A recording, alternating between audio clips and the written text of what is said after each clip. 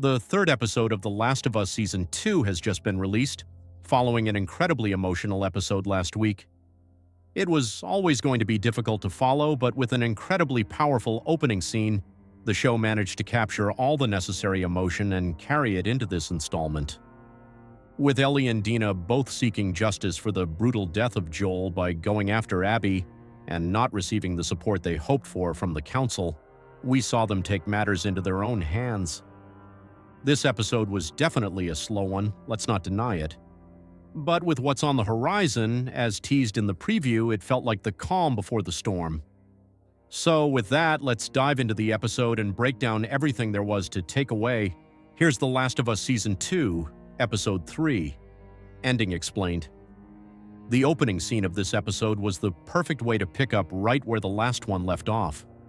It allowed the emotions and the weight of Joel's death to remain front and center, while also reminding us of Ellie's purpose, to seek justice. The horrific shots of the deceased infected being burned so that all traces could be eradicated were haunting, especially with the fire being the only source of light. It emphasized the devastation Joel's death brought, not just personally for Ellie, but to the entire Jackson community. While Joel's murder is what stung the most, the destruction that hit Jackson needed to be addressed, and it was important to see the ripple effects of Abby's actions. The shift in mindset among the residents ultimately played a crucial role in their decision to vote against sending a posse after Abby and Wolf. We then got a much more intimate and somber moment with Tommy, who was washing Joel's body and saying, "Give Sarah my love." It was absolutely heartbreaking. The focus on Joel's shattered watch, gifted by Sarah and symbolically broken, held significant meaning. Even though the watch no longer worked, Joel carried it as a memento of Sarah all these years. Seeing it shattered gave a sense of finality. The two characters we started this journey with were now gone.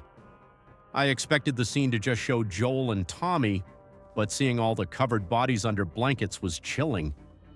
It drove home how devastating the attack was, not just for Joel, but for the entire town, again reinforcing why the council voted the way they did. Finally, when Ellie came to after being unconscious, the single tear rolling down her face and the scream she let out spoke volumes.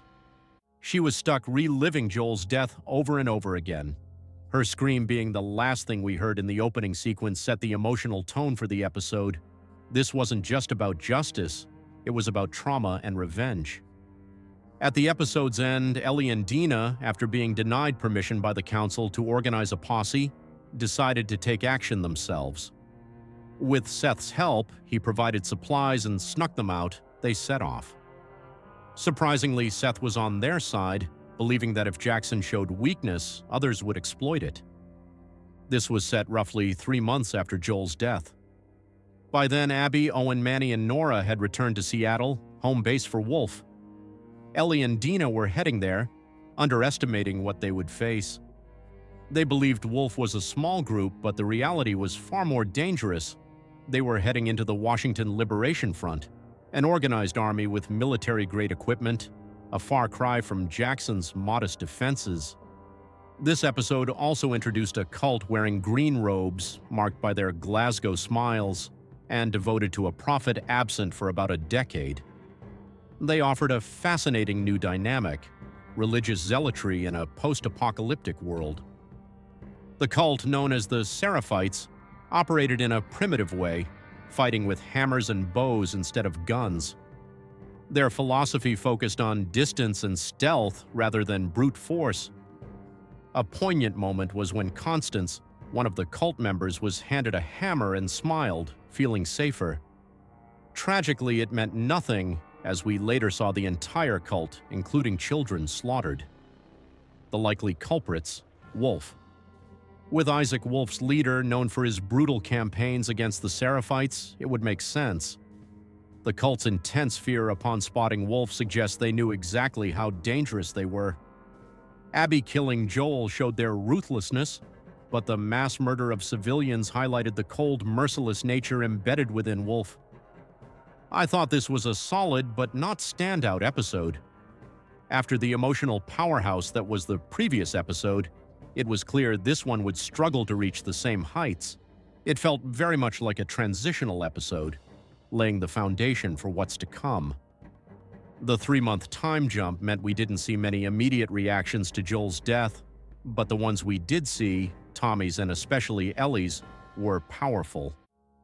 The way Wolf was portrayed through the cult's fear and the brutal aftermath was brilliantly subtle. It effectively built tension about what Ellie and Dina are walking into. However, the pacing was a bit of an issue. It felt choppy and lacked a natural rhythm, moving unevenly between moments. While it was necessary to quickly set up Ellie and Dina's quest, the uneven pacing was noticeable. The performances were strong across the board, as expected from this cast. The preview for next week's episode looks intense, full of action and horror, so I'm confident it'll surpass this one in quality. So there you have it, The Last of Us. Season 2, Episode 3, Ending Explained. As always, thanks for tuning in, and I'll see you in the next one. What the ending means.